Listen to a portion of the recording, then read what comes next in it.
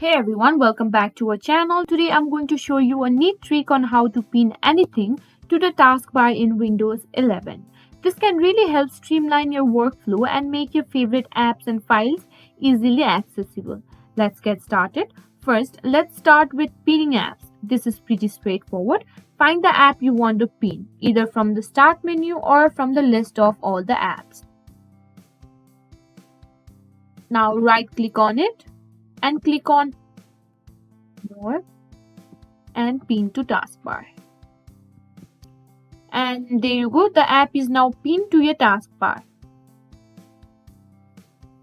Now to remove it, simply right click on it and unpin from taskbar. And that's pretty much it. You now know how to pin apps on the taskbar in Windows 11. This little trick can save you a lot of time and make your daily tasks a breeze. If you found this tutorial helpful, make sure to hit that like button and subscribe for more tech tips and tricks. Thanks for watching.